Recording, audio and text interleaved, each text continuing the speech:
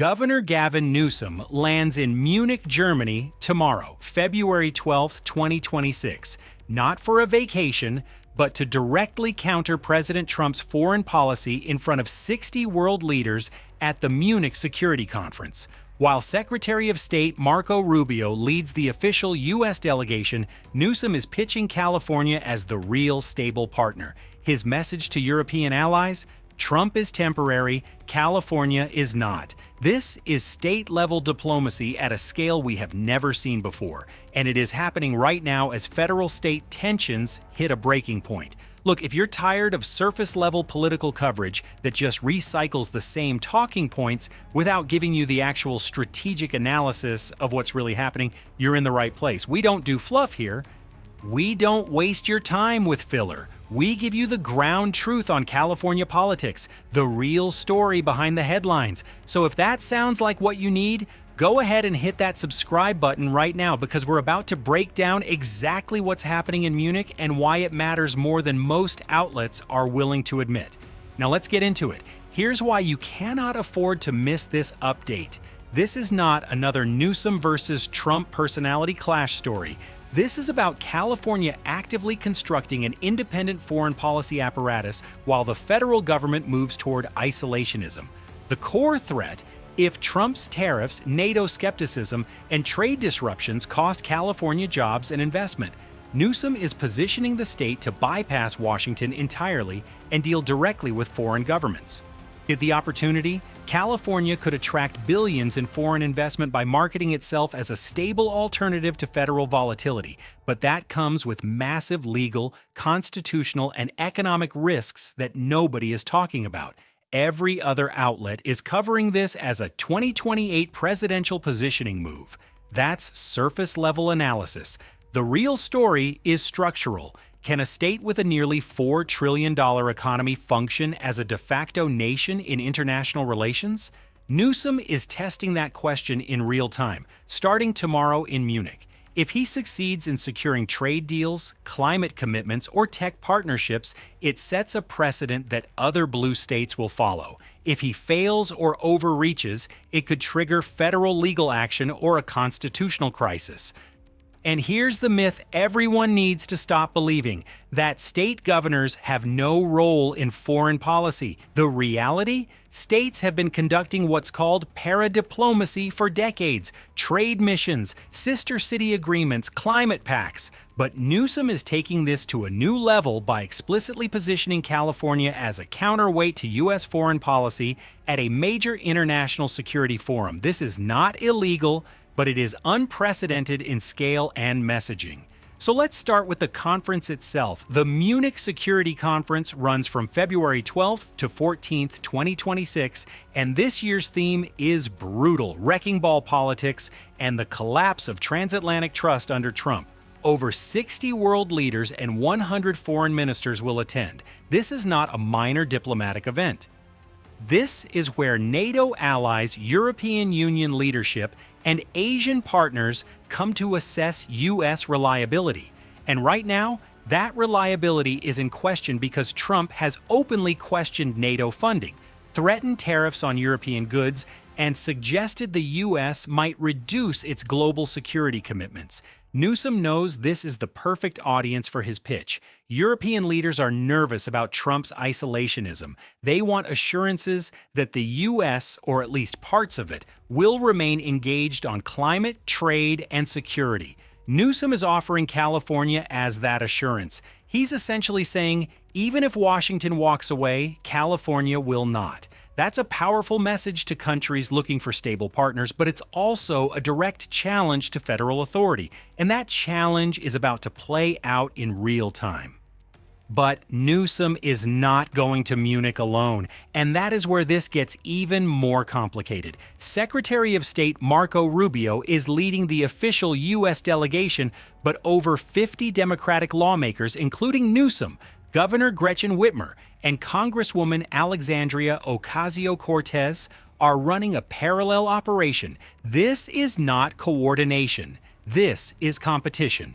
Rubio will be delivering the Trump administration's message on American strength and reduced global commitments. Meanwhile, Newsom and the Democratic delegation will be telling the same audience that Trump's policies are temporary and that Democratic-led states represent the real America.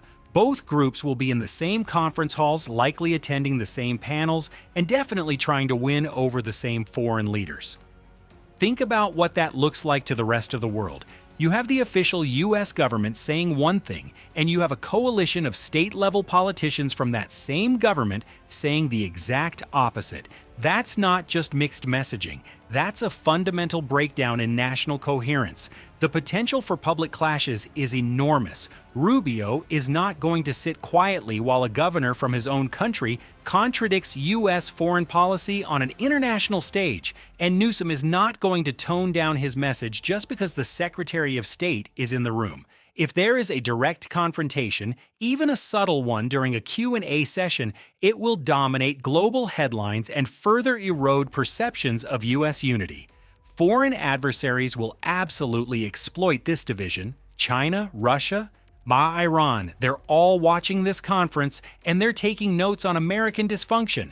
That's the geopolitical risk that nobody wants to say out loud. So what exactly is Newsom planning to say, and why is it so threatening to the Trump administration? Newsom's core message is simple. California is a stable, reliable partner on trade, jobs, and climate. And unlike Trump, California is not going anywhere. According to his aides, Newsom will focus on three pillars. First, trade. California is the fifth largest economy in the world and does massive business with Europe and Asia. Second, jobs. Foreign investment in California tech and green energy creates employment. Third, climate. California has committed to ambitious emissions reductions and clean energy targets that align with international agreements Trump has abandoned. But here's what's really happening beneath the surface. This is a pitch meeting disguised as a speech. Newsom is not just defending California's values, he is actively trying to attract foreign capital and partnerships. If European companies are worried about U.S. tariffs or political instability, Newsom is telling them to invest in California instead. If Asian governments are concerned about climate policy reversals, Newsom is offering California as a partner that will honor those commitments. This is economic diplomacy, and it is aggressive. He's essentially telling global investors, don't bet on America, bet on California.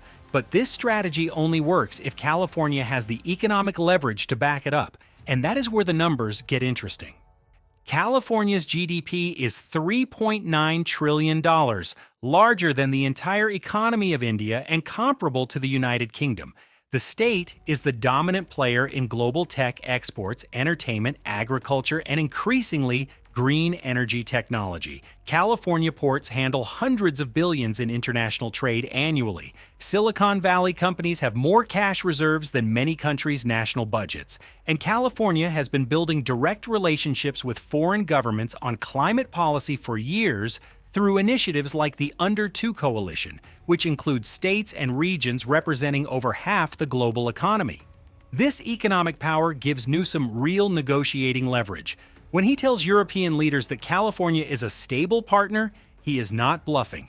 California has the resources, the infrastructure, and the existing international relationships to function semi-independently of federal policy. But here is the risk that everyone needs to understand. If Trump decides to retaliate by blocking federal funding to California or challenging state trade agreements in court, Newsom's entire strategy collapses, and Trump has already shown he is willing to punish states that oppose him. During his first term, he threatened to cut funding to sanctuary cities. He withheld disaster relief from California during wildfires. He made it clear that loyalty matters more than policy. So what happens if Trump sees Newsom's Munich trip as a direct challenge to presidential authority? What happens if he decides to make an example out of California? The federal government controls enormous levers of power: highway funding, Medicaid reimbursements, disaster relief, military base funding. If Trump starts pulling those levers, California's budget gets hit hard. And that puts Newsom in a position where he has to either back down or escalate the confrontation even further. Which brings us to the real stakes of this trip. What happens when state and federal interests collide on the world stage? The U.S. Constitution gives the federal government exclusive control over foreign policy, but states have been conducting international engagement for decades. States cannot sign treaties, but they can sign memorandums of understanding. They cannot conduct diplomacy, but they can do trade missions. They cannot make military alliances, but they can partner on climate initiatives. This gray zone has existed for years, and both Democratic and Republican governors have used it. In Texas, governors have traveled to Mexico for border cooperation. Florida governors have gone to Israel for trade deals. New York governors have engaged with Canadian provinces on economic partnerships, but Newsom is pushing further by explicitly positioning California as an alternative to federal policy rather than a complement to it. That's the critical distinction. If Newsom crosses a line, say by signing an agreement that directly contradicts U.S. trade policy, or by making commitments that bind California to international standards the federal government rejects, the Trump administration could challenge it in court. The Supreme Court would then have to decide how far states can go in international engagement. That could either expand state power significantly or shut down paradiplomacy entirely.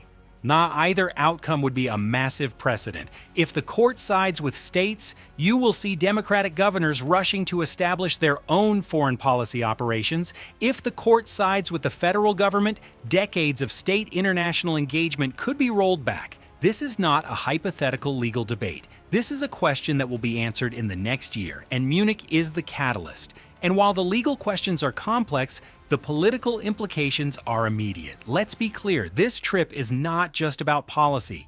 This is Newsom positioning himself for a presidential run in 2028.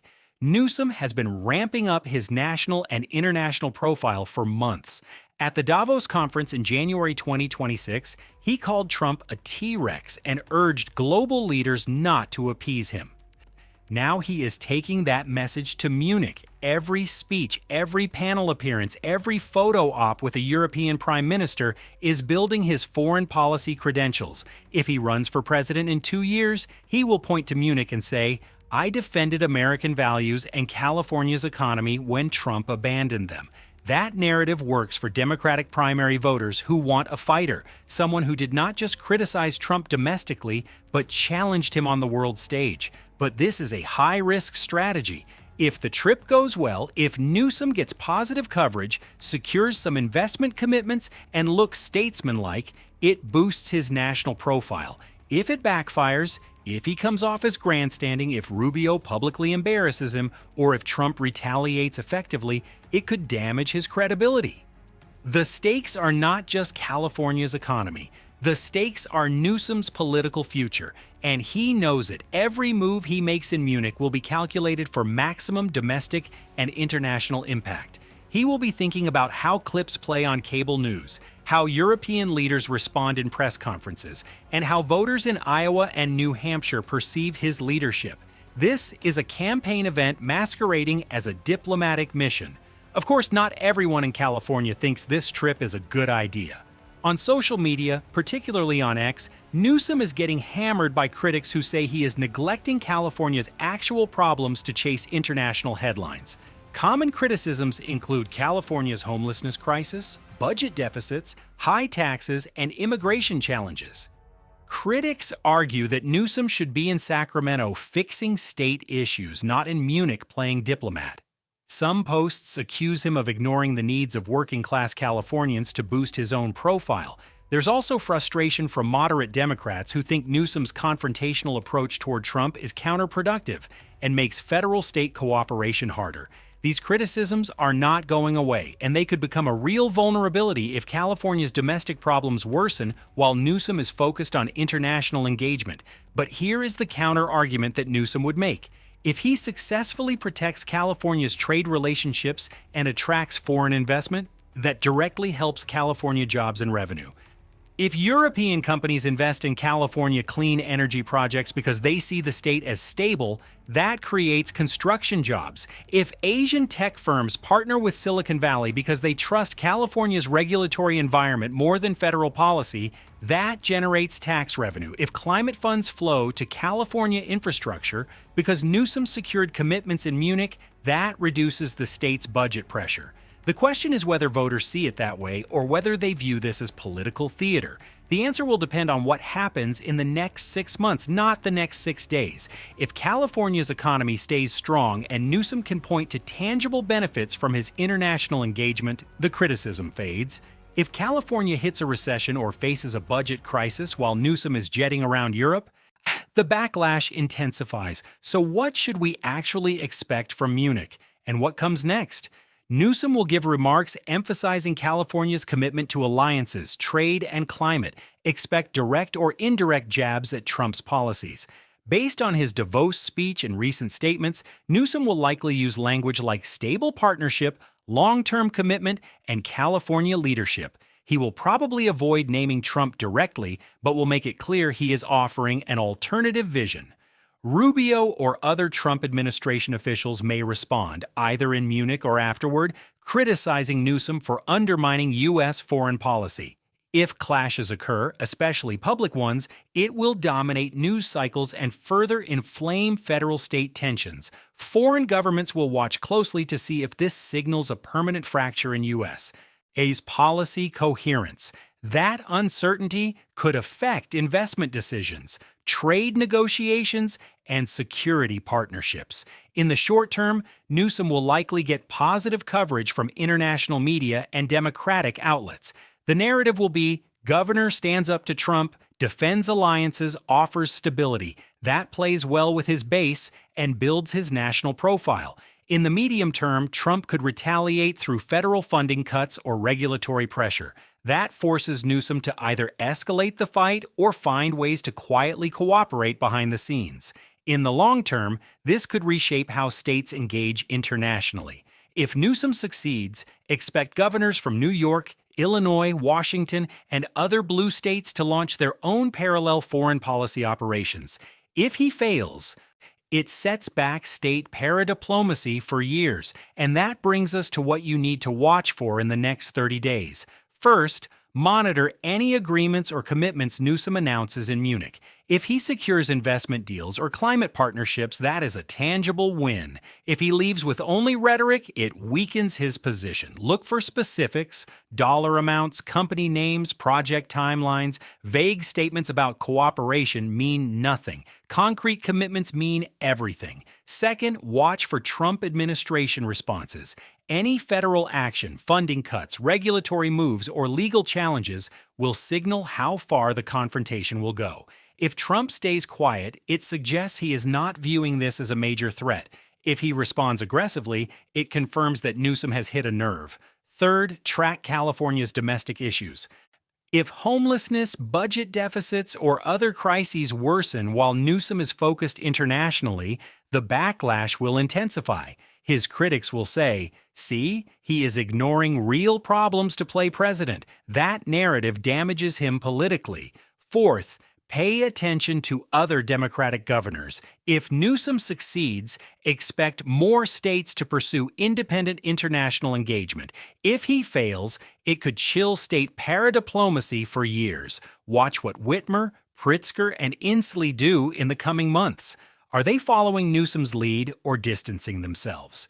Governor Newsom's Munich trip is not a symbolic gesture. It is a strategic effort to protect California's economic interests and build foreign policy credentials while positioning the state as independent of federal volatility.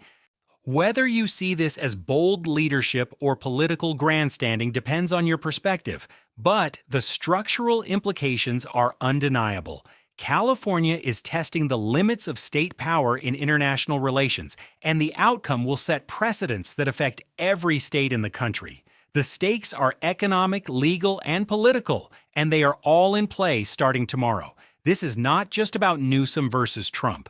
This is about whether the American federal system can survive when states and the federal government pursue fundamentally different visions of America's role in the world. If you want ground truth on California politics, not spin, not fluff, but the actual strategic analysis of what is happening and what comes next, this is where you get it. We will have a follow-up video breaking down the Munich outcomes as soon as they happen. We will tell you what worked, what failed, and what it means for California's future. Subscribe if you want to stay ahead of the curve. Hit that like button if this analysis helped you understand what's really going on. This is California Intel, and you are either tracking it or you are behind. We will see you in the next one.